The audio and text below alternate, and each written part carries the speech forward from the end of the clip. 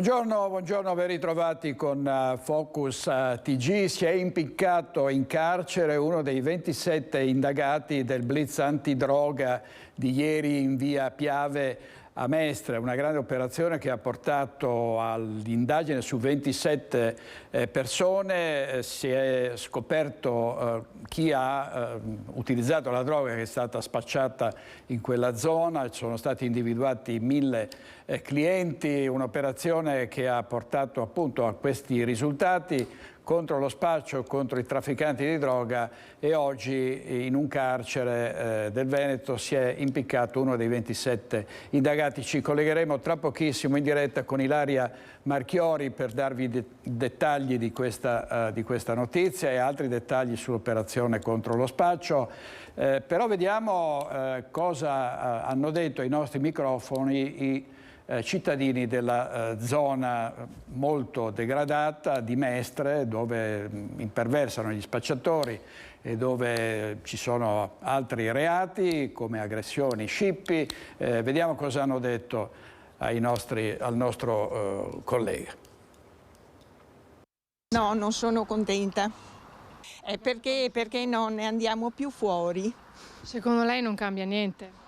Speriamo, perché lo spero, visto che ci vivo. Adesso ci sono non solo spaccio, ci sono purtroppo tutti questi che si drogano, che si fanno, e giovani e italiani. Però come dubbi, perché ho visto che si appoggiano anche ai bar, quelli che sono lì a metà di via Piave.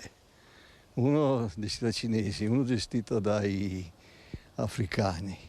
Poi quello cinesi diverse volte sono andati cani con cani poliziotto antidroga. Una sera c'erano addirittura, una settimana fa, 2 macchine carabinieri e una macchina dei poliziotti della questura. Secondo lei cambia poco? Vuole che cambi. Non so se è sufficiente, capito, il discorso questo, perché qua si vede sempre gente non per bene. E certamente ci voleva. Allora, questi erano i residenti del quartiere Piave di Mestre. Adesso andiamo a Verona per un'altra notizia che abbiamo dato ieri proprio in apertura del Focus TG. Vediamo come l'ha data oggi il Corriere del Veneto. Verona, 5 poliziotti arrestati per tortura, botte, umiliazioni in questura. Ci sono particolari davvero agghiaccianti sul trattamento riservato a immigrati e a spacciatori di droga, anche a persone che sono state arrestate per reati minori. Vediamo questa storia nel servizio della nostra redazione. Vediamo. Per tutelare tutti quei operatori, agenti delle forze dell'ordine che invece svolgono il loro lavoro nel pieno rispetto delle regole, ecco, io penso che sia necessario adottare soluzioni di sistema, quindi sì alle bodycam e sì ai codici identificativi. Questo è il contenuto dell'interrogazione che nelle prossime ore il Partito Democratico depositerà al Parlamento, destinatario il capo del Viminale, il ministro Matteo Piantedosi.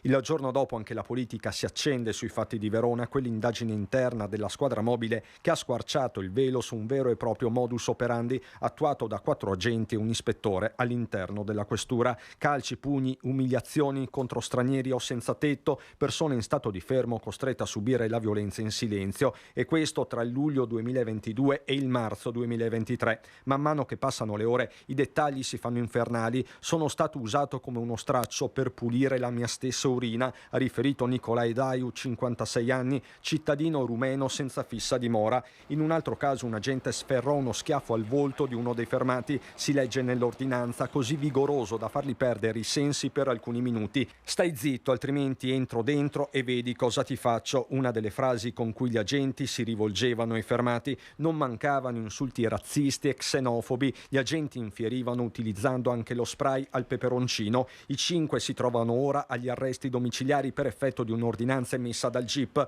Oltre al reato di tortura sono stati contestati a diverso titolo anche quelli di lesioni, falso, omissioni di atti d'ufficio, peculato e abuso d'ufficio. A livello interno erano già state prese delle misure. Gli indagati infatti erano stati trasferiti ad altri incarichi all'indomani della chiusura delle attività di indagine e quindi da alcuni mesi. L'inchiesta è partita da una semplice intercettazione in cui un agente si vantava al telefono con la fidanzata di aver messo al suo posto una persona fermata dandogli 2 schiaffi. Un vanto, si fa per dire, che si è presto trasformato in un boomerang, innescando un effetto domino sugli altri colleghi, con gli inquirenti che però sottolineano come si tratti di casi isolati e come gli anticorpi si siano sviluppati dentro la stessa questura. Resta la discussione politica su bodycam e codici identificativi. Io, se devo scegliere se stare dalla parte dei delinquenti o dalla parte delle forze dell'ordine, io sto sempre dalla parte delle forze dell'ordine. Ripeto, la stragrande maggioranza di loro sono persone che prendono una miseria, che si sacrificano nel loro lavoro, che lo fanno per bene. Poi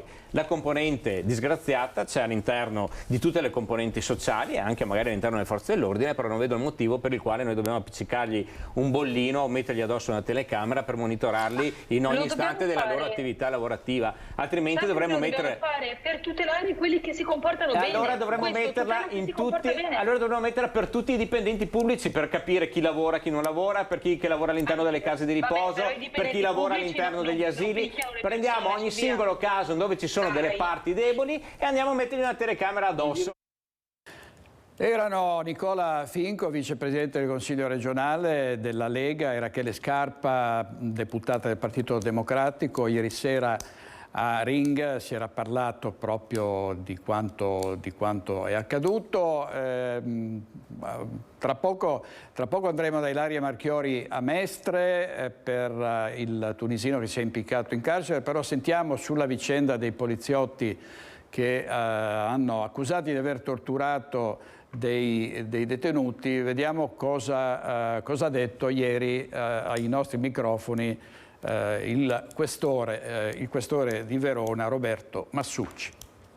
Posso dire che è stata una giornata difficile, impegnativa anche dal punto di vista emotivo. C'è il dispiacere per vedere dei poliziotti che sono dei colleghi coinvolti in questa indagine, ma anche la determinazione di chi sa che la Polizia di Stato ancora una volta ha dimostrato di non intendere svendere la propria immagine per poca trasparenza o per reticenza, e questo è un segnale che voglio dare ai cittadini di fiducia nell'istituzione, perché pur nella sofferenza di dover indagare su propri colleghi abbiamo fatto tutto quello che era necessario con professionalità, rigore e anche con la delicatezza necessaria quando si fanno queste indagini, per mettere a disposizione dell'autorità giudiziaria tutti gli elementi necessari ad arrivare ad una verità processuale. E poi la verità processuale ci darà il responso definitivo, perché, come dico sempre, i poliziotti non sono mai al di sopra della legge, ma non sono neanche al di sotto della legge, quindi bisogna che poi le garanzie prendano il loro giusto spazio e si arrivi ad una verità, rispetto alla quale la Polizia di Stato prenderà i provvedimenti più rigorosi possibili nei confronti di coloro per i quali saranno accertate le responsabilità. Parlava di trasparenza, è anche per questo che le indagini le avete svolte voi e non qualcun altro. Sì, le abbiamo svolte noi sotto la direzione della Procura della Repubblica, che ovviamente ha dato grande fiducia alla Polizia di Stato nell'affidare a noi le indagini, e abbiamo fatto di tutto per ripagare questa fiducia, ed è quello che è stato fatto. Ripeto, non senza sofferenza, non senza difficoltà. I sindacati di polizia hanno parlato di evitare processi mediatici. Beh, questo sta nella civiltà giuridica, direi. I processi mediatici andrebbero evitati sempre, non soltanto quando si parla di poliziotti. I processi si fanno nelle aule dei tribunali e soltanto lì emergerà quella che sarà la verità. In un contesto di civiltà giuridica funziona così. In parte ha già risposto, un messaggio ai cittadini qual è? Che noi in diversi mesi, quasi 8 mesi di indagine, abbiamo accertato 7 episodi di illegalità, ma durante quei mesi gli interventi che hanno visto i poliziotti protagonisti nel servizio ai cittadini sono centinaia. Quindi la Polizia di Stato vera è quella che si mette al servizio dei cittadini, al fianco dei più deboli, anche mettendoci del suo, oltre il dovere che impone il giuramento che tutti quanti noi abbiamo fatto. Ultima cosa, anche qui aveva già in parte risposto, il coinvolgimento emotivo insomma c'è stato da parte dei suoi colleghi, che sensazione si prova? Io sono un poliziotto che ha la responsabilità della Polizia di Verona, e quindi l'ho vissuta con grande sofferenza questa giornata. È stato difficile, ma sono consapevole che è stato necessario, che io ci fossi, che ci mettessi la faccia e che ci mettessi la responsabilità da poliziotto, che ha la responsabilità di altri poliziotti. Questore di Verona, Roberto Massucci, intervistato da Federico Fusetti. Vi dicevamo in apertura che si è impiccato uno dei 27 indagati nel blitz antispaccio di ieri in via Piave a Mestre. Ci colleghiamo in diretta con Ilaria Marchiori. Sì, buongiorno direttore, buongiorno ai nostri telespettatori. Proprio come hai anticipato, dopo la notizia del blitz dei carabinieri in via Piave, nei pressi della stazione che vediamo alle nostre spalle, un tunisino di 39 anni che era detenuto, però col beneficio della semilibertà si è tolto proprio la vita in carcere impiccandosi. Tra l'altro io sono riuscita a sentire la responsabile della cooperativa Il Cerchio, per cui lui prestava servizio dallo scorso novembre, dunque circa un po' più di 6 mesi. Una delle frasi che sono state dette dalla responsabile, che poi sentiremo poi in versione integrale nel corso del telegiornale di questa sera: il dipendente che tutti i datori di lavoro vorrebbero avere. Sognava di tornare a una vita normale, probabilmente dopo aver commesso dei reati stava appunto pagando le sue colpe, però voleva anche tornare a vivere, voleva tornare alla vita normale e anche occuparsi della sua famiglia, ma dopo questa comunicazione che sarebbe invece rientrato definitivamente in carcere, questo non è stato possibile. Ha fatto una telefonata disperata alla moglie, che a sua volta ha cercato di avvisare poi il carcere ma non c'è riuscita, e dopodiché l'hanno trovato impiccato. Era davvero in preda alla disperazione. Ieri però, visto che poco fa abbiamo sentito anche il questore di Verona per parlare di carcere, ci riallacciamo in qualche modo alla questione, perché ieri è stata una giornata veramente difficile all'interno del carcere di Santa Maria Maggiore a Venezia, non solo per questa vicenda, ma poi c'è stata anche un'aggressione da parte di un detenuto a degli agenti di polizia, e dopo questo episodio del 39enne tunisino i detenuti hanno iniziato a rivoltarsi. Qui insieme a me c'è Franca Vanto della CGIL, FNP CGIL, FP CGIL regionale, proprio per parlare della situazione disastrosa all'interno del carcere, ma più in generale delle carceri. Allora sì, buongiorno a tutti. Ieri è stata una giornata veramente molto difficile, diciamo tra le tante, ma ieri purtroppo è stata poi data da un suicidio, e io penso che quando c'è una morte così violenta anche tutti dobbiamo interrogarci. Forse il carcere circondariale ha bisogno di più attenzione, molta più attenzione. Abbiamo una pianta organica di 170 agenti con la presenza scarsa di un centinaio, proprio scarsa. Ieri, dopo diciamo quanto accaduto, della morte così violenta per tutti, ricordiamoci sempre che in un ambiente, io che insomma le visite li faccio anche molto spesso, un ambiente di una fragilità unica, dove ci manca quel personale di sostegno che proprio ieri sarebbe stato importante per sopportare questa ennesima delusione e anche frustrazione di vedersi privato completamente di quel poco che aveva per poter tornare a una vita più dignitosa e più libera. Ecco, penso che il mondo gli sia proprio crollato addosso.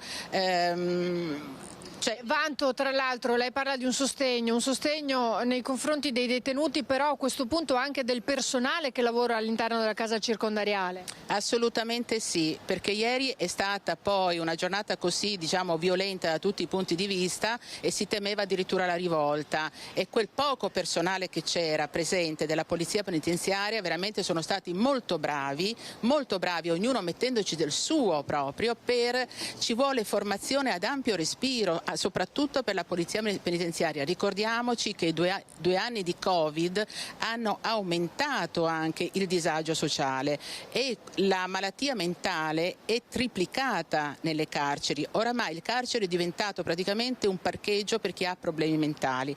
Ecco, io penso che questo governo, ma anche le forze locali della politica, quello che è accaduto ieri a Santa Maria Maggiore deve essere, come dire, un input ad agire. Sono mesi che chiediamo per la polizia penitenziaria spazi adeguati anche all'interno del carcere, dove va fatta una ristrutturazione seria, e io l'ho detto ancora 3 anni fa che dei soldi che venivano investiti a livello europeo dovevano essere legati a quel carcere, cosa che non è stata assolutamente fatta. Abbiamo ambienti veramente indecorosi, oltre che poco dignitosi. Ecco il messaggio, grazie a Franca Avanto, il messaggio è chiaro, il messaggio che ancora una volta arriva, viene lanciato al governo. Qui per ora da Mestre è tutto, io ringrazio la nostra ospite e restituisco la linea allo studio. Grazie Ilaria Marchiori. È vero, gli agenti di polizia penitenziaria svolgono un lavoro delicato e difficile, sono spesso accusati di violenza nei confronti dei detenuti, ma anche qui, come nel caso di Verona, non bisogna fare di tutte le erbe un fascio e dire che tutti gli agenti penitenziari sono dei violenti che maltrattano i detenuti, perché ci sono mele marce dappertutto, in ogni settore, quindi anche nelle forze dell'ordine, anche tra gli agenti penitenziari. Vediamo la prima pagina della Nuova Venezia, c'è una notizia che riguarda il sindaco di Venezia, Luigi Brugnaro, che in versione sceriffo fa smontare tutti dalle biciclette. Il primo cittadino, sigaro in una mano e ombrello nell'altra, presidiato via Poerio a Mestre, fermando donne, uomini e ragazzi che non rispettano il divieto. Nella zona pedonale non si può andare in bicicletta, bisogna scendere dalla bicicletta e camminare. Allora, vediamo invece l'avvistamento di un orso bruno, è stato avvistato a fine maggio in Veneto, e vedete che è un grosso plantigrado, non è un orsetto. Sulle prealpi trevigiane è stato ritratto da una fototrappola sopra l'abitato di Sonego nel comune di Fregona. L'avvistamento risale al 27 maggio scorso, poco prima delle 19, sul sentiero che sale sul monte Pizzoc. Sul terreno privato, lontano dalle case, l'orso è stato visto muoversi tra la vegetazione, fermarsi e annusare il suolo, forse alla ricerca di cibo, per poco tempo. Quindi è uscito dall'inquadratura dell'apparecchio rilevatore. La scoperta è stata fatta dai cacciatori del comprensorio alpino 34 di Fregona, che utilizzano l'apparecchio per la caccia al cinghiale e che hanno informato il sindaco Patrizio Chies. Sul posto sono intervenuti i carabinieri forestali di Vittorio Veneto, i servizi forestali regionali per controlli che sono proseguiti fino a martedì 6 giugno. L'orso ha fatto perdere le proprie tracce. Il primo cittadino rassicura i residenti: è un passaggio isolato, è comprensibile, sono comprensibili i timori di coloro che frequentano le zone, i boschi, come dopo quello che è accaduto purtroppo nel Trentino, dove un orso ha ucciso una runner. Ci sono polemiche sull'abbattimento dell'orso, c'è chi dice non è stato quello, non può essere stato un orso, insomma, come sempre. Sono sempre notizie comunque da approfondire. Torniamo alla cronaca, è in corso, cronaca giudiziaria, è in corso in tribunale a Padova il processo nei confronti di un agente di polizia che avrebbe abusato della sua posizione per accedere alle banche dati per fini personali. Vediamo. Era entrato nella banca dati SD per verificare l'esistenza di episodi penalmente rilevanti su 2 donne, una era un avvocato, con cui aveva in corso una relazione. Con l'accusa di accesso abusivo al sistema informatico e rivelazione di segreti d'ufficio è finito nei guai un agente di polizia, un 47enne padovano, all'epoca dei fatti in servizio alla Digos, accusato anche di aver rivelato alla professionista l'esistenza di un'indagine in cui sarebbe stata coinvolta. Il processo in corso è stato aggiornato a fine ottobre. Nel frattempo la difesa ha sostenuto che dell'accesso alla banca dati era stato informato il superiore dell'agente. Servizio di Chiara Gaiani, adesso ci colleghiamo con Anna De Roberto in diretta da Treviso perché da luglio ci sarà una stangata sui biglietti e gli abbonamenti dei mezzi pubblici della MOM. A te la linea, Anna. Sì, buongiorno direttore. Dopo Padova anche Treviso annuncia l'aumento del biglietto. Siamo qui con il presidente di MOM Giacomo Colladona, aumento di 50 centesimi, si passa da 1,50 € a 2 euro, quindi per fare un viaggio a Treviso su un mezzo di trasporto pubblico bisognerà pagare 2 euro. Il presidente ci racconta che è stata una scelta sofferta, ma una scelta che avrebbe dovuto essere presa già l'anno scorso. Sì, è vero, è una scelta sofferta, però doveva essere presa ancora l'anno scorso. L'anno scorso voi sapete che i prezzi, soprattutto di trazione, sono stati veramente devastanti per quanto riguarda la mobilità pubblica. Il costo complessivo in più solo di costi di trazione supera i 3,5 milioni e quindi già l'anno scorso io avevo chiesto all'ente di governo di intervenire con le tariffe. Hanno voluto aspettare, giustamente anche, però adesso ovviamente noi abbiamo bisogno dell'equilibrio economico-finanziario. L'equilibrio economico-finanziario per quanto riguarda le decisioni prese in modo autonomo da parte nostra è solo quella sulle tariffe. Ovviamente abbiamo un altro filone che è quello del Fondo Nazionale Trasporti, ma è anche vero che il Fondo Nazionale Trasporti non dipende sicuramente da noi né dall'ente di governo, ma dipende dal governo. 50 centesimi in più per il biglietto di trasporto pubblico, dicevamo, poi il carnet ad esempio passa dagli 8 agli 11 euro, gli aumenti che peseranno di più nelle tasche delle famiglie saranno quelli legati agli abbonamenti degli studenti. Sì, ricordo comunque che gli abbonamenti, uno studente che ha l'abbonamento extraurbano può anche correre sull'urbano senza avere un ulteriore abbonamento. In più ricordo anche che c'è il bonus trasporti che è stato utilizzato in maniera imponente l'anno scorso, da settembre a dicembre, ma anche quest'anno da aprile a maggio, ma che potrà essere utilizzato anche nei prossimi mesi. Quindi diciamo che questo è un aiuto sicuramente per le famiglie. Senta, Presidente, aumenti inevitabili, avete già ricevuto qualche comunicazione da parte dei sindacati? Assolutamente no, in questo momento abbiamo la delibera del pomeriggio di ieri, quindi in questo momento no. Insomma, dal 1° di luglio cambieranno i costi del trasporto pubblico, ma peraltro è quello che sta accadendo in tante altre regioni e province del Veneto. Qui a Treviso è solo una delle tante rispetto a tante altre città, però l'aumento ci sarà e quindi dal 1° di luglio per salire sull'autobus bisognerà pagare 2 euro. Direttore, è tutto da Treviso. Grazie molte ad Anna De Roberto e al suo ospite. C'è stata una protesta dei sindacati davanti alla sede dell'ULSS Euganea 6 per chiedere maggiori risorse per la sanità pubblica. Qualche tempo fa avevamo una preoccupazione, oggi abbiamo più che una preoccupazione, una certezza che si sta scivolando verso un sistema sociosanitario assistenziale privato. Liste d'attesa lunghissime, assenza di medici di base, prestazioni che vengono rinviate.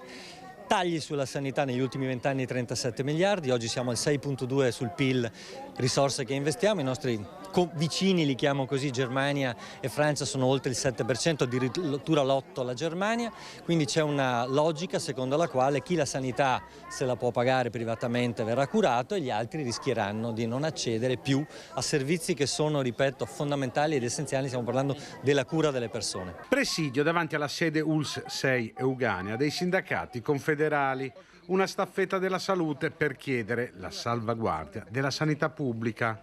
Se durante il Covid il ruolo di medici, infermieri e personale sanitario era stato centrale, ora le cose sono tornate a prima dell'emergenza sanitaria. Passata la pandemia si è ritornati a privare sempre più la sanità di risorse. Le conseguenze le vediamo, liste di attesa che iniziano a essere infinite, la gente se non può aspettare così tanto o si cura privatamente o rinuncia addirittura a curarsi, medici di medicina generale che sono sempre più insufficienti e con un carico di lavoro sempre maggiore, stessa cosa per i pediatri di libera scelta e nell'ambito delle strutture sanitarie, degli ospedali, dei distretti vediamo che medici, infermieri, operatori sociosanitari fanno sempre più fatica. Il rapporto tra la spesa sanitaria e il PIL è tra i più bassi d'Europa, sottolineano i sindacati. È tempo di invertire la rotta. Chiediamo di assumere personale, chiediamo di farsi carico rispetto anche ad iniziative per rivisitare il ruolo dei professionisti della salute, chiediamo di attenzionare il sociale. Ci sono importanti riforme che stanno in qualche modo per essere poste in essere, abbiamo l'esigenza assolutamente che qualcuno ci ascolti ed inizi in qualche modo a condividere il percorso con noi.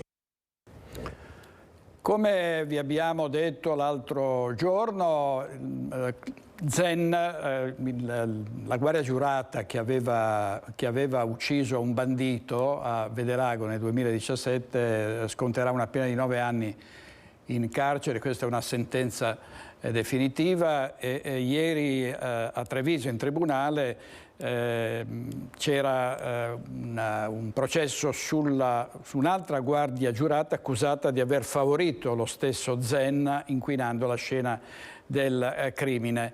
E era presente anche l'avvocato Fabio Crea che sul caso di Massimo Zen sostiene che coloro che lo difendono non conoscono le leggi. Sentiamo cosa ha detto Crea.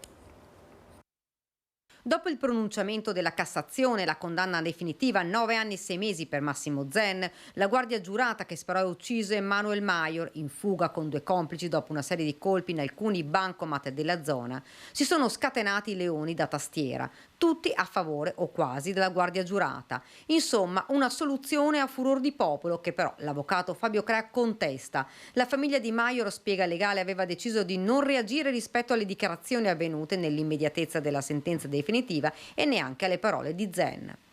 Diverso però è l'atteggiamento assunto da diversi soggetti, anche istituzionali, anche politici, che sull'onda e sull'enfasi di un certo revisionismo giudiziario senza conoscere nulla del processo si abbandonano a considerazioni che sono totalmente al di fuori di quella che è la legge, la giustizia e la decisione di 9 giudici. Poi l'avvocato spiega che Zen ha continuato a dichiarare all'opinione pubblica notizie fuorvianti, non solo.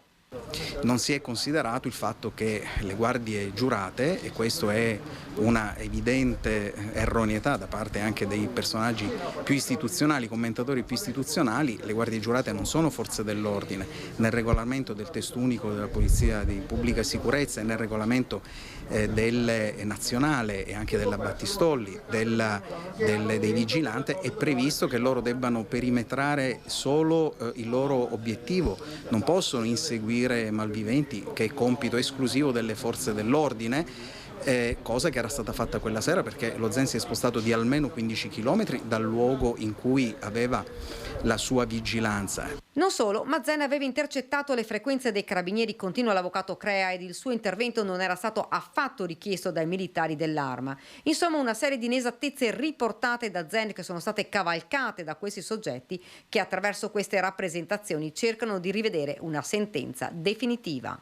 Il fatto che vengano commessi crimini e che in virtù di questo si possa giustificare qualsiasi azione, anche letale, nei confronti degli stessi, mi pare più non tanto in uno stato di diritto quanto in uno stato di polizia e di un populismo esasperato ma inaccettabile da parte di alcuni soggetti istituzionali. Fermo restando che l'avvocato Crea parla con cognizione di causa e dice cose non contestabili, rimane il fatto che questa ex guardia giurata aveva messo di traverso l'auto per bloccare un comando dei banditi che con la propria vettura si dirigeva contro l'ex guardia giurata, che ha esploso un colpo di pistola che è entrato in un vetro e ha colpito uno degli occupanti di questa auto, per cui non è stato il rapinato che insegue il rapinatore e gli spara alle spalle. Ecco, quindi qui su questo versante della legittima difesa bisogna vedere come appunto che cos'altro verrà accertato. Intanto su questo fatto, cioè di Massimo Zen, abbiamo parlato l'altra sera a Focus, ieri abbiamo sentito il parere di Gio Formaggio di Fratelli d'Italia, sentiamo cosa aveva detto Gabriele Zanella di Unione Popolare Rifondazione Comunista. Questione, fortunatamente noi viviamo in uno stato di diritto dove le sentenze vengono emesse dai 3 gradi della magistratura, possono piacere, possono non piacere, la politica meno le commenta, io credo, e meglio è nel merito.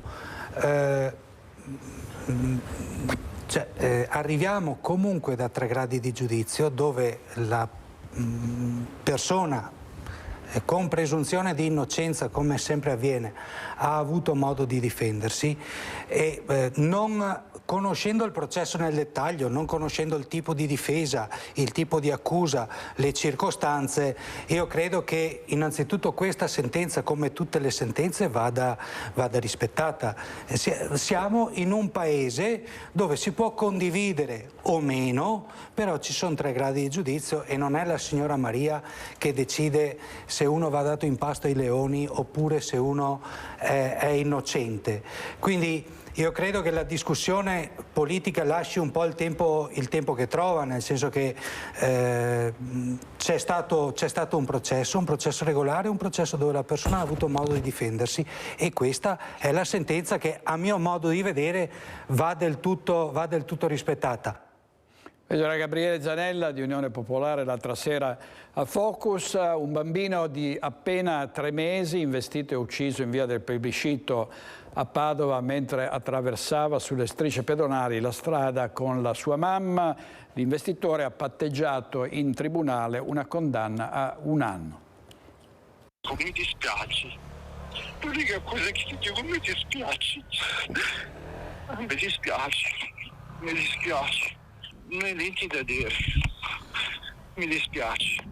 30 marzo 2022, al telefono Idris, il papà di Anas Zidan, 3 mesi appena, piange tutta la disperazione per la morte del suo figlio più piccolo. Erano le 16 del 28 marzo quando il bambino in carrozzina era stato investito da un'auto mentre con la mamma Fatima andava a prendere il fratellino più grande a scuola sulle strisce pedonali in via del Plebiscito. Un impatto violentissimo che non aveva lasciato scampo al bambino. A guidare l'auto un 45enne marocchino che si era subito fermato a prestare i primi soccorsi. L'uomo, che vive a Vigonovo, non si è mai dato pace per quanto accaduto. Indagato per omicidio stradale, ieri ha patteggiato davanti al GIP del Tribunale di Padova una condanna a 1 anno e 4 giorni, pena sospesa. Numerose le attenuanti in suo favore. Il 45enne stava tornando a casa dal lavoro, non aveva bevuto, stava rispettando i limiti di velocità. Agli investigatori della polizia stradale, disperato, aveva detto di non aver visto la mamma e il bambino. E a Paese c'è stata un'aggressione, un'anziana derubata allo sportello del banco. Bisogna sempre fare attenzione quando si prelevano contanti. Vediamo.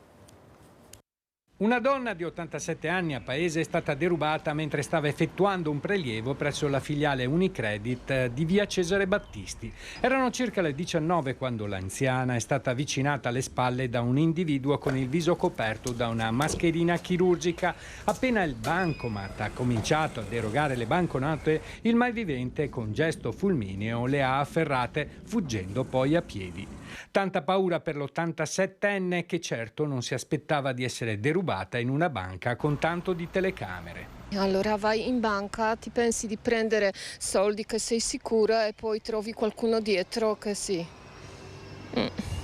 Il malvivente è riuscito a impossessarsi dell'intera somma prelevata a 200 euro. L'anziana fortunatamente non è stata spintonata o aggredita, sebbene ancora sotto shock la donna è subito andata dai carabinieri per sporgere denuncia. I militari dell'Arma in queste ore stanno visionando le immagini delle telecamere di videosorveglianza nella speranza di individuare il responsabile. Nel frattempo a Paese si è sparsa la voce di quanto accaduto e le donne hanno paura. Cerco di venire su un'ora che posso essere un po' più sicura, perché la paura è tanta a venire. Il rovescio della medaglia è per i cittadini che non trovano più sicurezza, proprio non ce n'è più, si deve sempre guardarsi le spalle. Probabilmente sono un po' brutti questi tempi. Quando si preleva da uno sportello è sempre meglio essere prudenti, in special modo se si è anziani e indifesi. Meglio evitare andare in orari strani perché tu non sai chi puoi trovare dietro, quindi meglio quando c'è gente durante la giornata. O essere accompagnati. O può essere accompagnati, giusto. In regia questa mattina Italo Morao con Alberto Pivetta. Vediamo la prima pagina della Tribuna di Treviso. È morto l'oculista Fabrizio Cossu, responsabile del reparto alla casa di cura Monastieri. Il medico viveva a San Donà, lascia la moglie e 2 figli. Il cordoglio della dirigenza della struttura.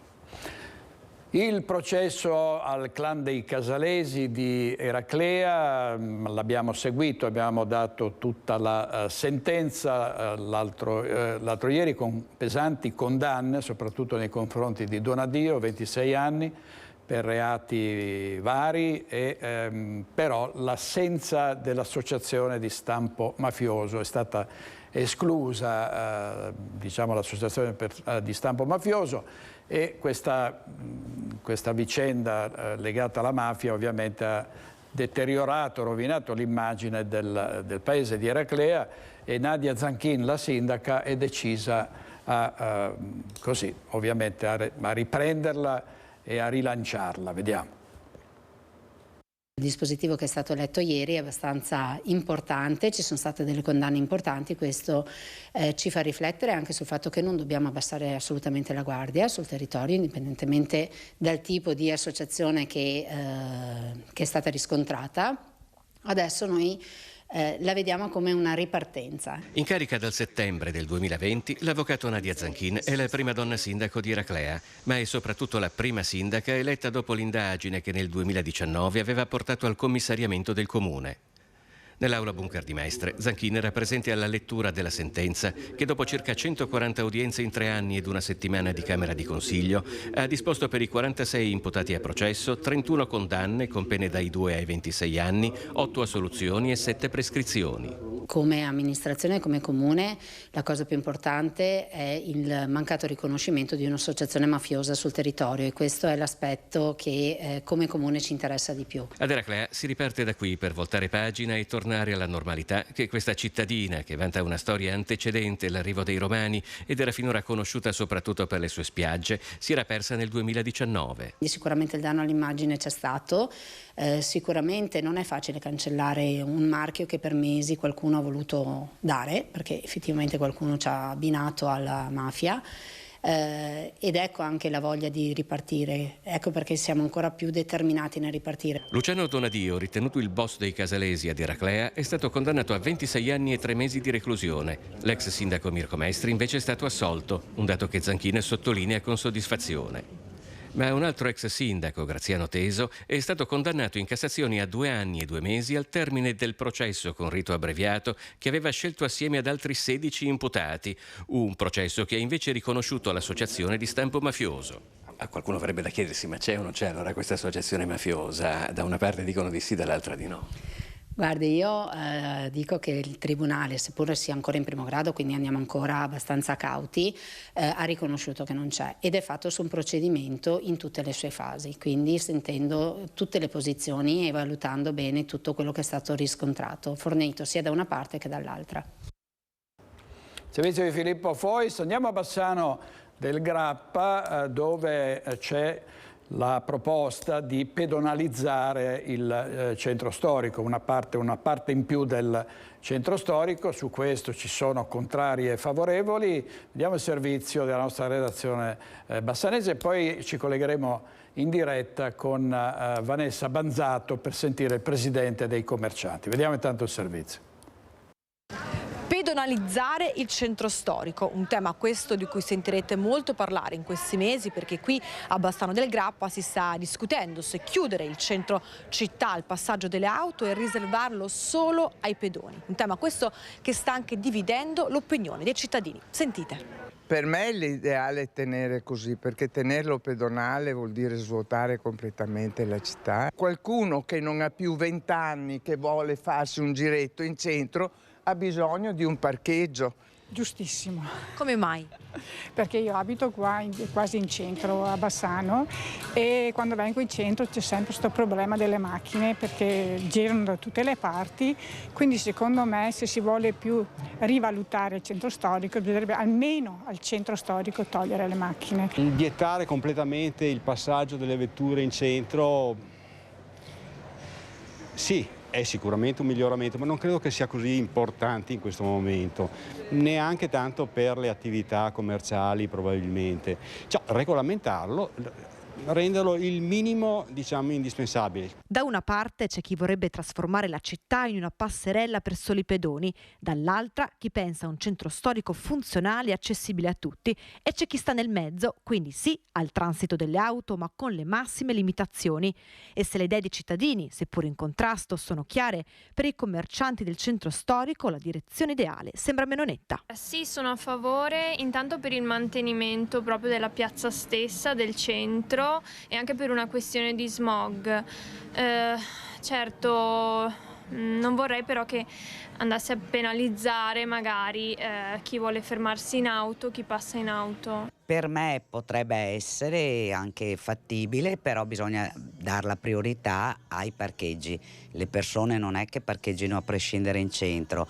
Se danno l'opportunità di parcheggiare, il centro continuerà ad essere vivo. Da un lato fa comodo avere il cliente che scende e entra in pochi secondi, fa tutto, dall'altro invece se il cliente è fuori è un po' scomodo perché non viene, non è comodo. La città e i cittadini si dividono. La pedonalizzazione sarà sicuramente un tema importante, soprattutto per le prossime elezioni comunali, e quindi per Bassano del Grappa si apriranno nuovi capitoli. E restiamo a Bassano del Grappa perché ci colleghiamo in diretta con Vanessa Banzatto, sentiamo l'opinione dei commercianti. A te la linea, Vanessa. Sì, buongiorno, ci troviamo proprio nel cuore di Bassano del Grappa perché è in discussione questa possibilità di pedonalizzare il centro storico. Mi trovo assieme al presidente del comitato degli esercenti, dei baristi di Bassano del Grappa, Gino Brunello. Gino Brunello, è da anni in realtà che si parla di pedonalizzazione del centro storico, o almeno di limitazione del traffico di auto in centro storico. Come la vede lei? Ma è una proposta che avevamo avanzato anche noi come commercianti già da tempo, magari in qualche situazione, in qualche fascia orario, in qualche giornata particolare.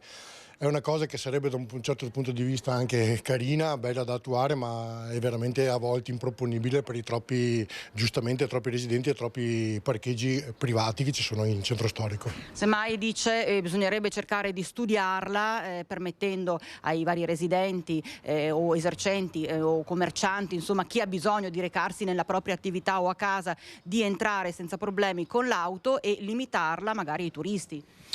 Sicuramente è stata una cosa che avevamo pensato e come ripeto il problema è far capire in certe fasce di orario che magari il residente può lasciare fuori la macchina, diventa comunque una cosa difficoltosa.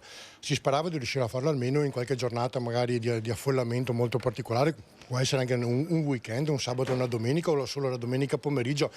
Insomma adesso l'importante è che se ne discuta e magari in qualche soluzione si trova insieme. Magari attuare nel periodo proprio estivo, visto che tra l'altro abbiamo visto anche in questa giornata tantissimi turisti girare per il centro di Bassano, approfittare magari proprio di questo lasso di tempo estivo. Sicuramente nel periodo estivo, tra l'altro negli ultimi anni, sicuramente post-Covid l'aumento del turismo è evidente anche a Bassano, perciò qualche soluzione si deve sicuramente cercare di trovare o almeno sedersi e provare a trovarla insieme la soluzione. Poi se viene meglio. Se non viene ma c'è fiducia. Senta, è positivo il fatto che ci sia un intero comitato di quartiere che ha proposto questa cosa, quindi nel senso proprio un dialogo che parte dalla cittadinanza, da chi è direttamente interessato. Beh, sicuramente è una forza in più che abbiamo anche noi commercianti per affrontare questo discorso. Tra l'altro col nuovo comitato di quartiere sono molto ben disposti anche a ragionare su queste cose, siamo già abbastanza in sintonia su molte cose. Questa è una delle cose che stiamo cercando di affrontare anche insieme. Quindi vedremo insomma se nelle prossime settimane, nei prossimi mesi cambierà qualcosa. Io ringrazio Gino Brunello e ricevo la linea allo studio. Grazie molto a Vanessa Banzatto. Vediamo cosa è successo a Montagnana. È morta assistendo alla gara del marito. Questo è il Mattino di Padova. La manifestazione è andata avanti ed è polemica. Era una donna di 48 anni, si è sentita male durante le prove della Hell Series, inutili soccorsi frenati anche dalla forte pioggia. La questione degli autovelox, gli autovelox che sono l'incubo di molti automobilisti, che sono anche segnalati in genere rispetto ad altri paesi dove te lo becchi senza nessun preavviso. Qui ti dicono anche che c'è l'autovelox e c'è gente che passa a 180 all'ora. E non si ferma la polemica sui velox posizionati a Romano Dezzellino lungo la strada statale Valsugana, e alla redazione di Rete Veneta è arrivata l'ennesima segnalazione da parte di un telespettatore. E poi sentiremo anche cosa dicono i cittadini, gli automobilisti. Intanto vediamo il servizio della nostra redazione. Buonasera. Dopo il servizio trasmesso sull'attività dei vigili urbani di Romano Dezzellino nel tratto di strada statale Valsugana, vi allego foto pervenute da altro utente della strada che ha immortalato il personale in divisa. È una lunga mail con allegata foto, quella che riceviamo da un telespettatore, che mostra sulla statale 47 in direzione Padova, nel territorio comunale di Romano Dezzellino, l'auto dei vigili semi nascosta dal guardrail e l'autovelox posizionato e cerchiato di rosso. Solo l'ultima di una serie di segnalazioni arrivate dai nostri telespettatori, che ci ricordano come una foto simile pubblicata sui social sia diventata praticamente virale. È un'accusa diretta quella rivolta all'amministrazione di Romano Dezzellino. Questa è solo cassa, non prevenzione, e in effetti i conti per il comune dalle multe tornano. Se nel 2021 le multe elevate erano state 1.052, nel 2022 sono state 8.200, per un aumento dei ricavi di circa 400.000 euro, come ha spiegato il sindaco Simone Bontorin in un'intervista rilasciata alla nostra emittente. Non cassa, necessità di fare prevenzione, aveva ribadito e ribadisce il primo cittadino di Romano Dezzellino, che in una nota precisa come, proprio per questioni di sicurezza, da 13 i punti individuati nel territorio per il posizionamento dei velox saliranno a 14, in attesa della risposta da ANAS per l'installazione di un sistema fisso di controllo della velocità e di altra cartellonistica di avvertimento.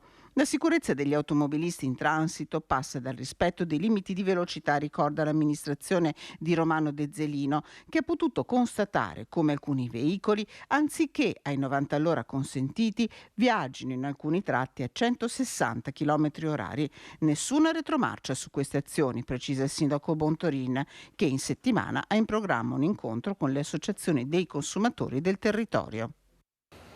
Servizio di Chiara Gaiani, sono utili, servono così a evitare maggior numero di incidenti stradali gli autovelox, oppure non fanno prevenzione ma servono a fare cassa, come dicono in tanti? Sentiamo i cittadini intervistati da Monica Smederle. Autovelox sì o autovelox no? Per me autovelox no. Perché? Nel senso che a volte, allora, se vengono messi in certe postazioni dove hanno un senso, sì, perché ci sono persone che corrono veramente imprudenti. In altre situazioni vengono messe e sono abbastanza assurde, in quanto in certi contesti andare anche a 40-50 all'ora e prendere multe allucinanti non ha senso. Sicurezza e dopo incrementare anche le entrate dei comuni. Purtroppo. Secondo lei funzionano come deterrenti? Sì. Se non quelli nascosti, quelli che si nascondono, quelli no. Però se c'è l'avviso uno deve anche adeguarsi alla velocità. È un deterrente quando tocchi il portafoglio, prima volta, seconda poi dice no, adesso basta. Sistema totalmente ingrato para quem lavora. Io acho che non vale la pena. Sistemi per aumentare la sicurezza sulle strade oppure per fare cassa? Per aumentare la sicurezza sulle strade, sempre che siano segnalati bene prima, perché comunque, voglio dire, se sono nascosti cartelli dietro un albero, dietro un cespuglio, allora la cosa cambia. Però è vero che anche nelle strade di città c'è troppa disinvoltura. Beh, io penso che soprattutto sia per far cassa, che poi servano anche come deterrente, va bene, ma viene usato per far cassa indubbiamente. Dovrebbero insegnare già da scuola come ci si comporta quando si è in strada. Questione di educazione. Educazione stradale, tutto qua, perché si vedono i monopattini. Ho visto un filmato una settimana fa su internet Uno era in macchina e seguiva un monopattino in strada. È arrivato a 105 km/h con il monopattino. A parte che è un suicidio, ma è anche un omicidio perché può succedere di tutto. Cioè, credo sia questione di educazione più che altro. Perché la deterrenza finanziaria va bene fino a un certo punto, poi se uno è stupido rimane stupido. Ha mai presa una multa con l'autovelox? Io no. No. E cosa ne pensa di questi sistemi? Che devo pensare? Sono un automobilista, quindi... Ma funzionano più per fare cassa per i comuni oppure come deterrente per gli automobilisti? Per fare cassa, sì. Sia per fare cassa, anche per ridurre la velocità, perché soprattutto in Valsugana corrono come matti. E lei con le multe come è messa? Io vado piano, io rispetto i limiti. Sì. Quindi nessuna multa? Per il momento no. Promossa. Grazie. Interviste di Monica Smiderle a Bassano del Grappa, e sulla Valsugana oltretutto si parla di questo nuovo autovelox che frutterebbe al comune, stando ai calcoli, 500.000 euro l'anno di multe, perché lì vanno come matti, a parte il fatto che però ci sono anche tanti lavori ancora in corso e quindi una situazione che complica le cose della viabilità. Vediamo il servizio. Non c'è pace sulla Valsugana, trasformata in un calvario di cantieri da qualche giorno ormai. Colonne di auto e camion sono diventate una cartolina della Val Brenta, eppure dall'altra parte della valle non se la passano tanto bene, fra deviazioni e volumi di traffico insostenibili. Il risultato è scontato e quasi banale: automobilisti furibondi, trasportatori arrabbiati, paesi assediati e sindaci sommersi di segnalazioni. Eppure noi siamo letteralmente sommersi di segnalazioni che arrivano da abitanti e forzati della statale 47. Eccone alcune. I lavori sono fermi da almeno 2 settimane e mezzo, passo di là 4 volte al giorno, praticamente tutti i giorni, scrive un telespettatore che ci invia una foto di una ruspa ferma sullo stesso punto. Ribadisce, da molto tempo senza nessun essere umano in giro. Tra l'altro, per un pezzo di statale di 10 metri, dice ancora il nostro arrabbiato telespettatore, sarebbe bastato un semaforo per alternare il traffico. Tutto questo è assurdo e vergognoso. Lo scheletro di un tirannosauro dentro un museo di storia naturale corre molto più veloce. Questa mattina stessa solfa, con la segnalazione della strada provinciale a Campolongo intasata già alle 8:30 e con il caos pomeridiano ormai puntuale. Mi chiedo, scrive una telespettatrice, se possa essere possibile bloccare la strada statale 47 per un mese per effettuare una manutenzione a un piccolo ponte. Non voglio immaginare se fosse più grande. Addirittura stavano costruendo le gabbie in ferro a mano. Tutto questo porta via molto tempo. Io sono del settore edile, vi assicuro che per questi lavori basterebbe delegare la costruzione di queste gabbie, che potrebbe sveltire il cantiere. E un altro telespettatore scrive sui disagi domenicali: la politica non fa nulla, i vigili sono arrivati alle 6, una cosa vergognosa, non ci si muove da casa, hanno bloccato tutto. Insomma, non se ne vede la fine, con l'estate che avanza la situazione rischia di diventare ancora più complicata. Servizio di Ferdinando Garavello e Chiara Gaiani della nostra redazione bassanese. E adesso andiamo in pubblicità, 2 minuti soltanto, state con noi.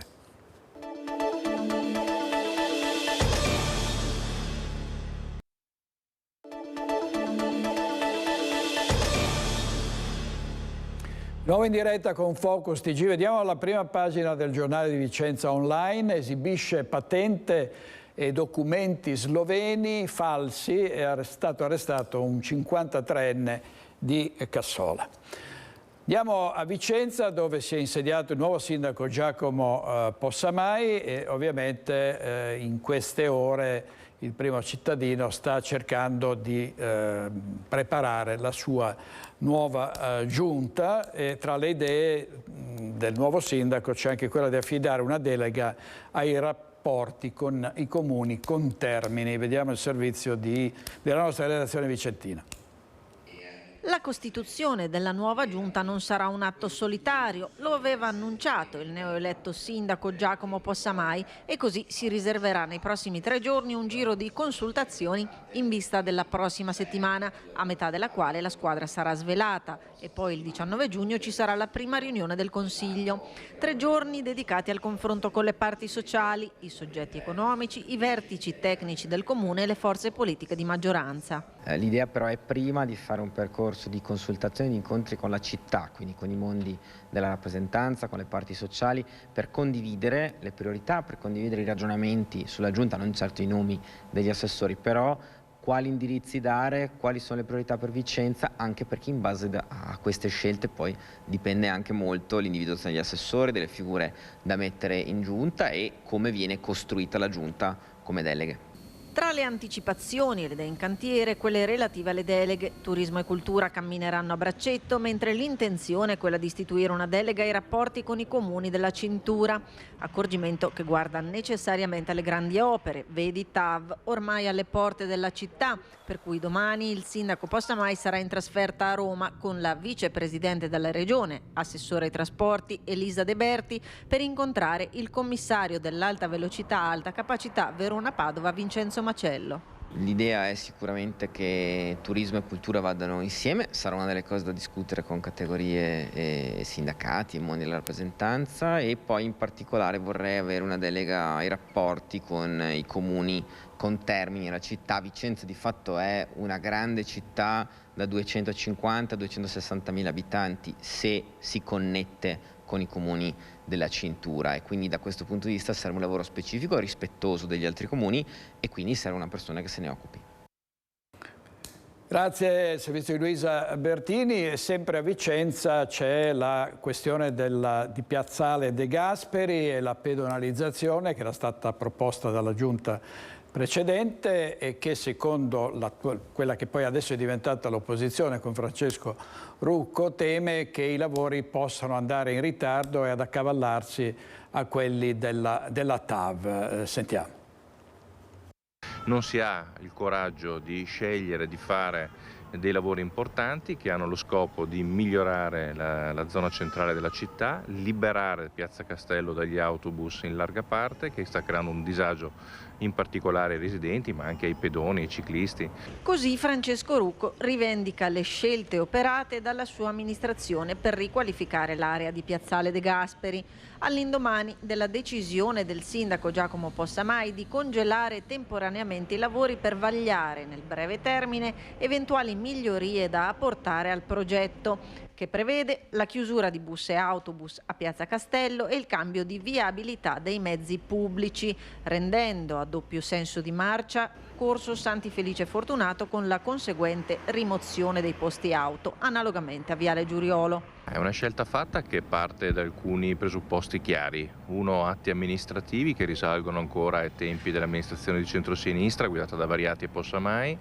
Uno su tutti è il filobus, stabilito nel 2017, votato in aula da Giacomo Possamai, che oggi non dice che era già previsto che Corso San Felice perdesse dei posti auto, tant'è che noi abbiamo lavorato per sostituire quella perdita con altri nuovi posti. Troveranno nelle carte in comune tutto il lavoro svolto in alternativa quindi ai posti auto, ma soprattutto poi anche via Giuriolo, che è previsto già nel PUM, piano urbano di mobilità, approvato sempre dall'amministrazione Variati. Preoccupazione sulla possibilità che i lavori siano rimandati alla prossima estate, che i consiglieri comunali della lista Rucco Sindaco motivano così. Se si tratta di aspettare qualche mese lo potremo anche aspettare, non tenendo conto però del fatto, che questo lo sbaglia l'amministrazione, che verranno avanti i cantieri dell'alta velocità, alta capacità nel 2024, quelli sono sicuri, creando quindi una sovrapposizione di cantieri che creerà ulteriore disagio alla città. L'ex sindaco di Vicenza, Francesco Rucco, intervistato da Luisa Bertini. E con Luisa Bertini adesso andiamo sempre a Vicenza in diretta per il cavalcaferrovia di Via Battaglia, di cui è attesa la riapertura. A te Luisa. Sì, buongiorno a voi, buongiorno ai nostri telespettatori. Siamo in compagnia del sindaco di Montecchio Maggiore, Gianfranco Trapula, perché alle nostre spalle c'è un'opera importante che riguarda i lavori TAV. Parliamo del cavalcaferrovia di Via Battaglia ad Alte Ceccato, che è prossimo alla riapertura e che è una delle opere funzionali alla TAV, la prima nel Vicentino che viene conclusa. Sì, diciamo che è la prima di di una certa importanza. Quest'opera qua è molto importante per Montecchio Maggiore e per tutto l'Ovest Vicentino, perché questo cavalca ferrovia fa in modo di collegare praticamente tutto l'Ovest Vicentino, perché c'è un crocevia importantissimo che è l'uscita dell'attuale casello dell'autostrada. Ecco, tra l'altro andrà a decongestionare il traffico, qui ci sono state problematiche anche proprio di traffico in strada del Melaro. Sì, questo è appunto un crocevia dove arriva, c'è l'uscita del casello dell'autostrada, c'è la strada del Melaro che anche quella è interessata a lavori sempre per il treno ad alta velocità, e in più c'è anche un altro cantiere che è quello del nuovo casello, e c'è anche il cantiere della Pedemontana, quindi su questo snodo qua si accentrano tante opere pubbliche importanti, e la riapertura del cavalca ferrovia farà in modo appunto che il traffico, quindi la viabilità, possa ritornare anche all'interno di Montecchio in maniera più fluida, perché chiudere questo cavalca ferrovia voleva dire dover fare dei giri molto più ampi e intasare anche molte altre strade. Quindi questo per noi, per Montecchio Maggiore, ma ripeto, non solo per Montecchio Maggiore, per tutto l'Ovest Vicentino, è un'opera importantissima e strategica che consentirà di fluidificare il traffico che adesso insomma è parecchio caotico. Ecco, parliamo dei lavori, saranno terminati nell'arco di 2 giorni, ancora la data per l'inaugurazione, quindi per il passaggio dei veicoli è incerta, però si presuppone la prossima settimana. Quali sono le date? Sì, allora il passaggio degli autoveicoli sarà tra qualche giorno, la fine lavori dovrebbe essere confermato, ma ormai lo è prevista per il 10 di questo mese, quindi tra sabato prossimo. E siamo molto contenti di questo, perché hanno mantenuto gli impegni che avevano preso, cioè si erano veramente dichiarati che la fine lavori sarebbe stata il 10 di giugno. Ecco, un cantiere che ha subito anche degli stop and go dovuti alla carenza delle materie prime, dovute alla crisi che c'è stata, però in un anno, nell'arco di un anno è stato concluso. Sì, il cantiere è stato aperto, quindi la strada, il ponte è stato chiuso il 26 di aprile dell'anno scorso, quindi a distanza di un anno e qualche mese si riapre finalmente la viabilità di questo importante ponte. E doveva essere aperto un po' prima in effetti, perché la riapertura era prevista verso febbraio, però come aveva accennato lei ci sono stati problemi di approvvigionamento del materiale. Il tempo non ha aiutato neanche quello, perché gli ultimi lavori che avrebbero dovuto essere fatti molto prima, diciamo ancora, almeno una settimana prima, sono stati ostacolati da questo giugno che è stato molto piovoso. Però al di là di questo dobbiamo dire che finalmente vediamo l'opera che è conclusa, quindi io sono particolarmente contento per i miei cittadini soprattutto, perché quelli che devono andare a lavorare da una parte all'altra del ponte non devono più fare un giro che comportava 3 chilometri di più, ma soprattutto un traffico elevatissimo, quindi per fare questa poca strada ci vuole veramente un quarto d'ora, 20 minuti, questo è veramente importante. Ecco, io ringrazio il sindaco Trappola e restituisco a voi la linea allo studio. Grazie a Luisa Bertini in diretta da Montecchio Maggiore. Adesso vediamo ovviamente una storia di cui tutti hanno parlato e stanno parlando, cioè la scomparsa di Liliana Resinovic a Trieste. La nostra redazione di Tele4 segue questa vicenda da quando Liliana Resinovic è misteriosamente scomparsa. Il marito Sebastiano Visentin accusa l'amante Claudio Sterpin di averla nascosta da qualche parte e ha detto ai nostri microfoni: cercate nelle stanze, nelle cantine di Sterpin. Vediamo. Lo dice anche, mi pare, in un'intervista, che lui era in possesso di non so, di soffitte, cantine, non so, di roba così, che aveva dato anche una coppia di queste chiavi a Liliana. Perciò mi è venuto un gelo dentro di me.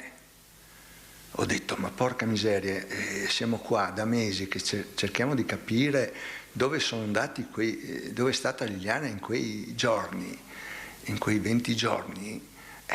Adesso viene fuori questo elemento. Io spero che la questura sappia da Claudio esattamente cosa facevano o cosa faceva, l'uso che aveva in queste stanze, queste cose qua.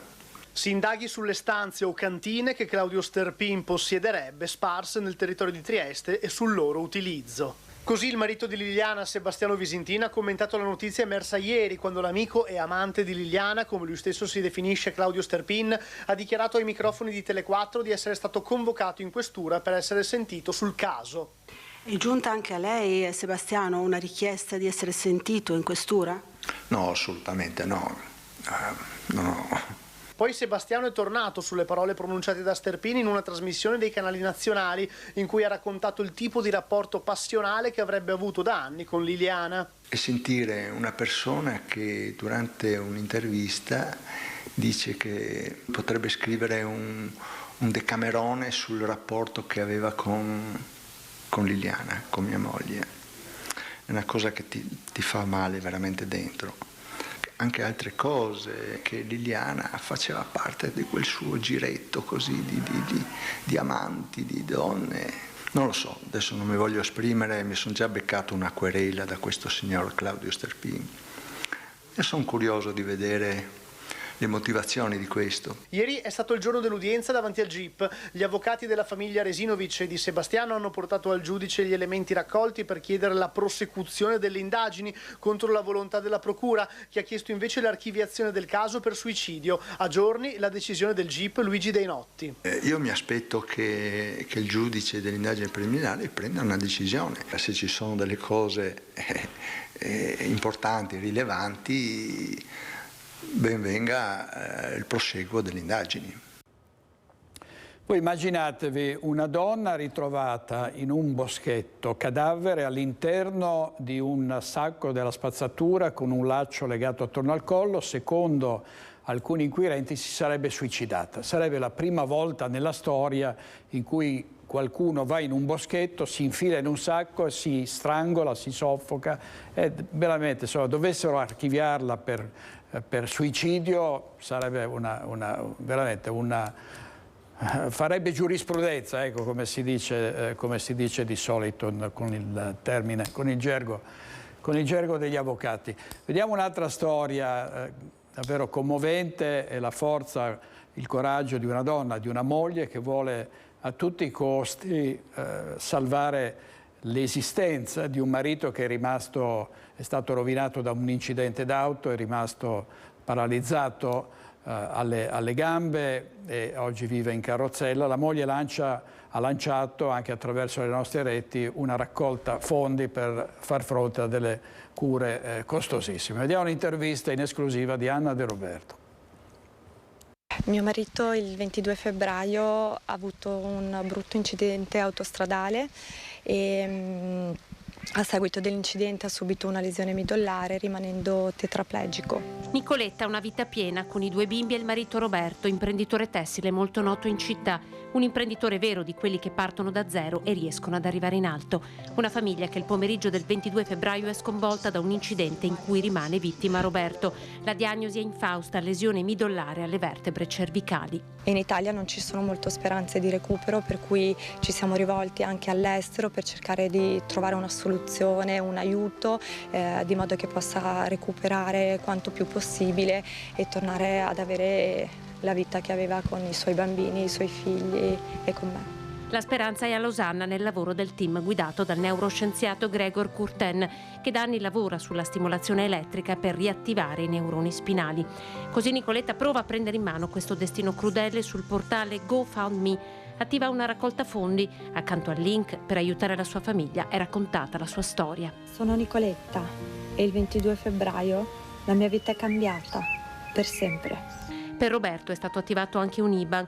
In pochi giorni l'appello di Nicoletta è arrivato lontano ed è stato raccolto da tantissime persone. Trovarsi in questa situazione è difficilissimo e mi dice sempre che sono una donna molto forte, che talvolta non si sarebbe aspettato, insomma, questa forza, ma gli dico di non mollare, cerco di dargli una speranza di modo che lui possa continuare ad avere la voglia di vivere che ha sempre avuto.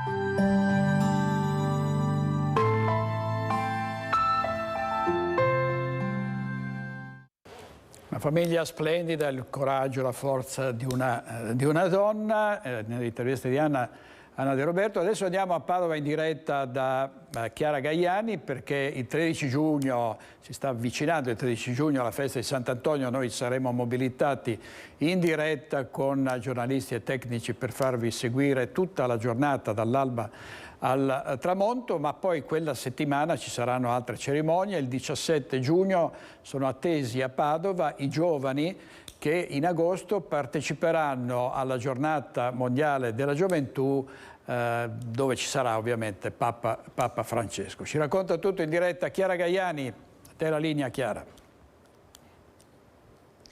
E buongiorno da Padova, continua questo nostro racconto in avvicinamento alla festa del 13 giugno, festa di Sant'Antonio. Oggi parliamo di giovani perché ci sarà un appuntamento straordinario il 17 di giugno qui in Basilica, che in realtà coinvolgerà tutta la città di Padova. Ringraziamo per questo padre Fabio Turrisendo, che è il responsabile della pastorale giovanile della provincia italiana dei frati minori conventuali. Il 2023 è l'anno della giornata mondiale della gioventù, che quest'anno si terrà straordinariamente a Lisbona, e poi padre Fabio ci spiegherà perché. I giovani che partono dalle 15 diocesi del Triveneto vivranno proprio diciamo nella settimana clou del santo, della festa di Sant'Antonio, un momento di pellegrinaggio intenso. Che cosa succederà sabato 17 giugno? Allora, il 17 giugno verranno qui tutti i giovani, gran parte dei giovani che andranno pellegrini alla GMG di Lisbona per affidarsi insieme ai loro vescovi, ai 15 vescovi delle varie diocesi del Triveneto, per affidarsi a Sant'Antonio. Perché questo legame tra la GMG e il santo che è qui a Padova? Beh, perché noi lo conosciamo come Sant'Antonio di Padova, ma bisogna sempre specificare Sant'Antonio da Lisbona. Ecco, noi italiani ce lo dimentichiamo spesso, i portoghesi lo sottolineano primariamente, ecco, per il loro orgoglio giustamente patrio. Allora, Sant'Antonio nasce a Lisbona, ecco, è un santo portoghese che noi abbiamo adottato, ecco, dopo il famoso naufragio che avvenne 800 anni fa circa, ecco, sulle coste della Sicilia. Poi conobbe San Francesco ad Assisi, venne mandato prima nel Forlivese, poi salì come missionario, predicatore qui al nord, fu provinciale di questa provincia e qui poi morì e qui riposa ancora. Quindi l'abbiamo adottato, è il nostro Sant'Antonio, ma è Sant'Antonio portoghese da Lisbona.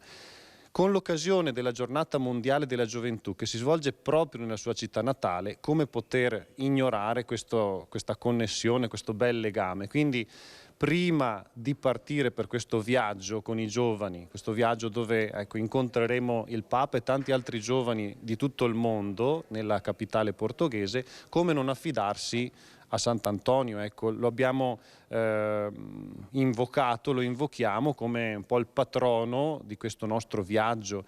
E, di fatto il comitato organizzatore della giornata mondiale della gioventù ha identificato alcune figure di patroni per la giornata mondiale della gioventù. Ecco, ci sarà un pellegrinaggio, i giovani partiranno alle 10:30 dalla cattedrale di Padova e pellegrini giungeranno poi in Basilica, dove compiranno proprio il gesto del pellegrino, padre Fabio. Esatto, ci sarà un momento di preghiera in cattedrale con il vescovo Claudio e gli altri vescovi, un momento di benedizione che i pastori daranno proprio ai loro giovani, e poi questo pellegrinaggio a piedi dalla cattedrale alla Basilica del Santo, e qui molto semplicemente faremo il gesto che tutti i pellegrini da secoli, da tutto il mondo fanno all'Arca del Santo, cioè appoggiano la mano alla tomba del Santo e nel gesto di appoggiare la mano appoggiano, pronunciano, ecco, anche silenziosamente le loro preghiere, a volte versano le loro lacrime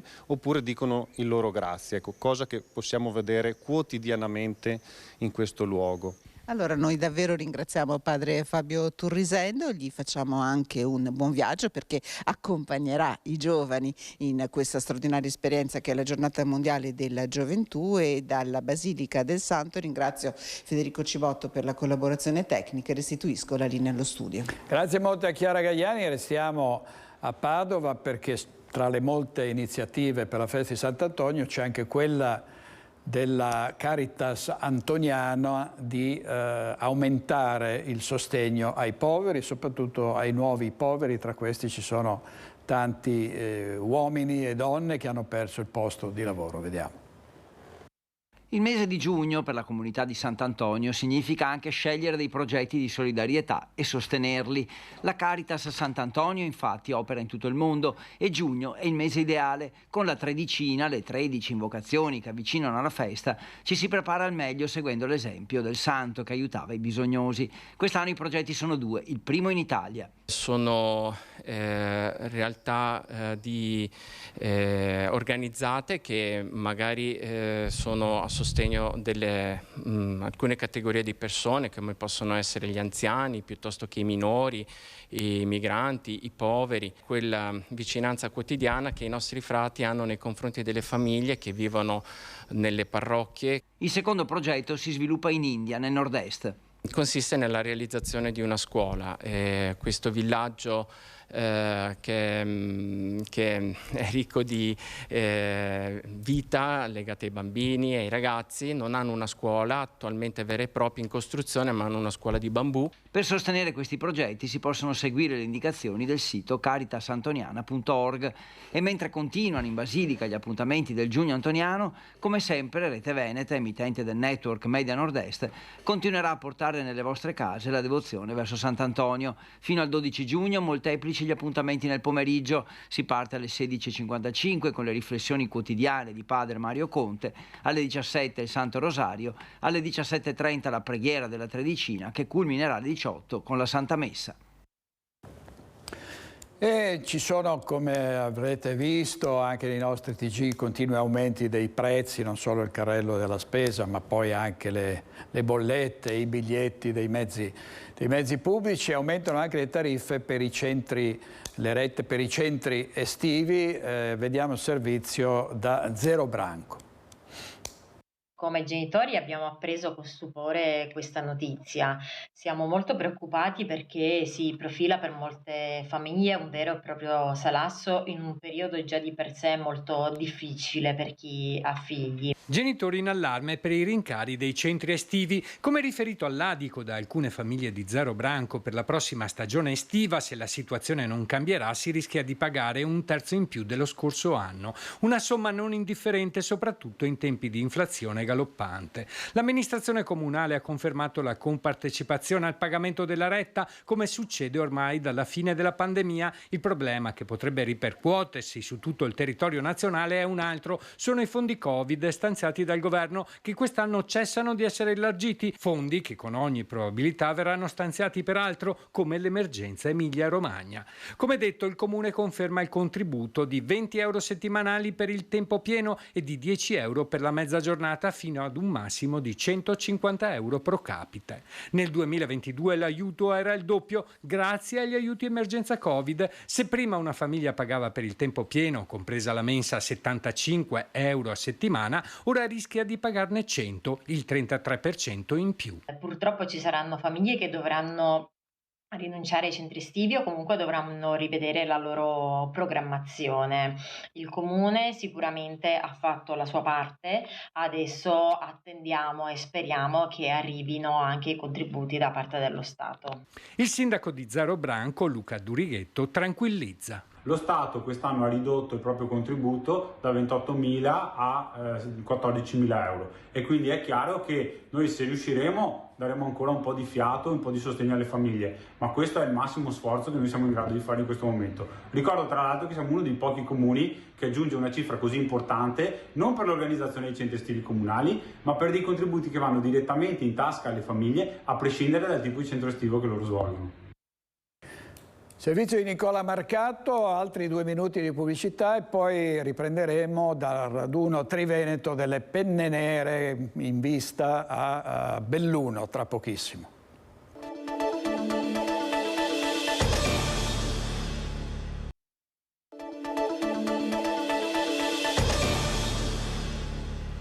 Il 16, il 17 e il 18 di questo mese a Belluno, il prossimo raduno triveneto delle penne nere. Sentiamo.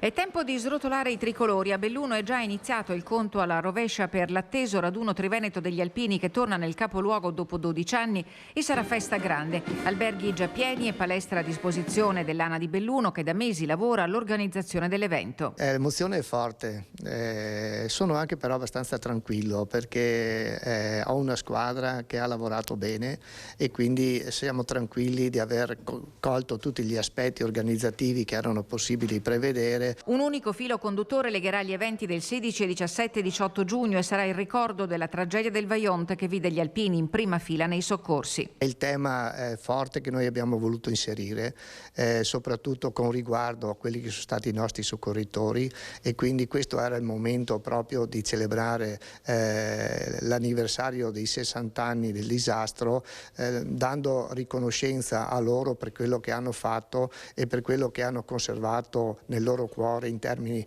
di solidarietà e di commozione. Spettacoli a teatro, concerti dei cori Brigata Alpina Iulia e Brigata Cadore con un prologo sabato alle 16 a Palazzo Bembo per l'inaugurazione della mostra dedicata al Vajont e poi ampio spazio alla protezione civile con una vera e propria cittadella che sarà aperta al Parco Bologna venerdì 16 alle 17. Vogliamo continuare sulla strada appunto della solidarietà e del soccorso. Per fare questo serve che la protezione civile venga sempre più conosciuta, venga aiutata da parte dei giovani che si inseriscano in questo settore, che si avvicinino a noi per i valori che noi esprimiamo. Attese personalità e rappresentanti istituzionali ai massimi livelli che si uniranno alle 20.000 presenze stimate per la 3 giorni a Belluno, quando la sera del 18 le penne nere cederanno la stecca agli alpini di Venezia. E forza alpini che ce la facciamo anche questa volta. Servizio di Tiziana Bolognani. Adesso torniamo a Trieste perché infuria la polemica dopo l'apertura del caffè Sacher. Si criticano i prezzi troppo alti. Il sindaco di Piazza ha buttato benzina sul fuoco dicendo se uno ha i soldi si prende la famosa Sacher, altrimenti guarda, e quindi ovviamente molte proteste. Vediamo il servizio della nostra redazione di Tele4. Avete assaggiato la Sacher? Buonissima. Clienti tranquilli e soddisfatti. Le torte andate esaurite nel fine settimana d'esordio sono arrivate da Vienna e il caffè Sacher ha potuto riaprire i battenti. È ovvio che insomma siamo incuriositi, noi viviamo a Trieste, ma insomma abbiamo piacere di provare questa esperienza che ho già provato a Vienna, ma averla in città penso che sia piacevole. Che bello!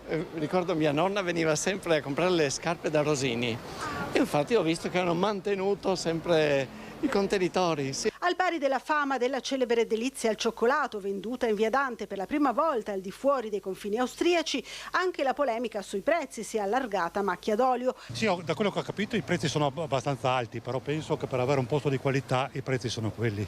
Girando le città, diciamo, i prezzi sono questi. In certi posti bisogna fare la fila, aspettare e pagare. Diciamo è un'esclusiva per Trieste, avere proprio la Sacher originale, allora anche il prezzo insomma non si può appunto commentarlo. Sì, era buona. Siamo per l'ambiente come fatto veramente bene e buona. Veramente ho sentito e mi ha disturbato la risposta del sindaco, sinceramente. Poi chiaramente uno sa che paga di più, se vuole va, se no non ci va, però insomma... Come tutto, anche se oltre alle pasticcerie vanno nei negozi di abbigliamento, quell'altro, i prezzi sono secondo la qualità, quindi poi ognuno sceglie insomma. Magari ci sta, dai, una volta potrei anche andarci. Sì, però nessuno mi dice questa Sacher torte è buona o non è buona. Nessuno, parlano di prezzi ma non di bontà. Io adesso vado dentro, me la mangio, poi vi saprò dire la mia opinione. Come il vino, una bottiglia da 25 euro, da 8 euro, il tavernello, uno deve per sapere di cosa si parla. È così, vado dentro, vediamo. Quello che ha detto il sindaco non è non sono proprio d'accordo, ecco, sinceramente. Uno può permetterselo anche una volta nella vita di venire a provare comunque un'esperienza del genere, ecco. Non sono cifre, abbiamo gli scertellati e anche qui una volta si può venire non solo a guardare. È buona è la ricetta originale segreta della Sacher di Vienna.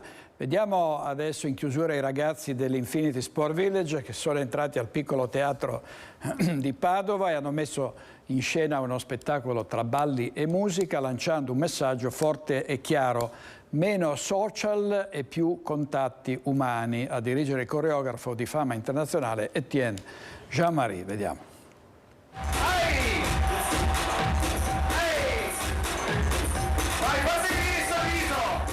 La parola d'ordine era divertirsi e così è stato per i ragazzi, per i bimbi, ma anche per i più grandicelli che sono saliti sul palco del piccolo teatro di Via Asolo a Padova.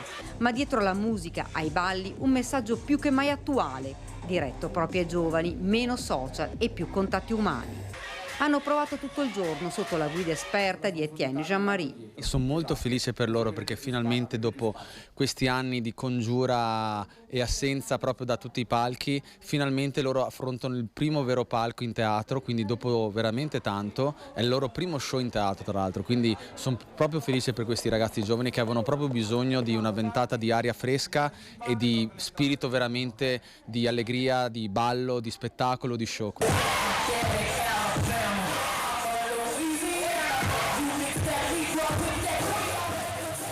La danza può andare oltre agli schemi, agli stereotipi e loro, i ragazzi, lo hanno dimostrato, ognuno con una propria storia alle spalle, una difficoltà da superare. Una scuola di vita, non solo di ballo, a spiegarcelo sono Francesca e Gibril. Etienne è sicuramente un professionista che dal punto di vista del mondo del ballo e quindi dal punto di vista del professionista è sicuramente un padre per me, perché sicuramente parliamo di un aspetto morale che mi ha aiutato e non solo da quello del lato artistico e questo appunto. Per te Francesca? Non posso che dire che oltre che essere un grande professionista sicuramente appunto ci sta aiutando moltissimo, non solo proprio dal punto di vista della danza, e anche questo non è scontato perché non tutti gli insegnanti sono così, quindi posso essere solo che grata di essere una sua allieva. Let's go!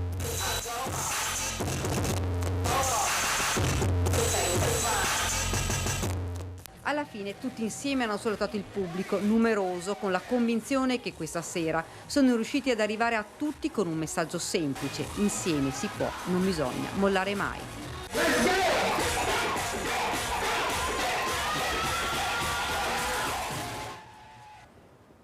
Servizio di Daniela Sizia, chiudiamo con un'ultima ora, un incidente, vediamo dove è avvenuto. Frontale tra camion e auto, ferito l'automobilista, vediamo. Montebello Vicentino, un incidente stradale poco dopo le 6 in via Casordis. Uno scontro frontale tra un mezzo pesante e un'auto ha ferito il conducente della vettura. È stato necessario l'intervento dei vigili del fuoco per liberare l'uomo dall'abitacolo. Una squadra proveniente da Arzignano, con cesoie e divaricatori, ha permesso infine di affidare l'automobilista ai sanitari del SUEM per trasferirlo all'ospedale. Illeso il camionista. Le cause del sinistro sono al vaglio dei carabinieri intervenuti per i rilievi e deviare il traffico. Servizio di Daniele Garbin, è tutto per oggi, grazie a Italo Morao e Alberto Pivetta in regia, e ci vediamo stasera alle 21:15 con Focus. Grazie molte e buona giornata.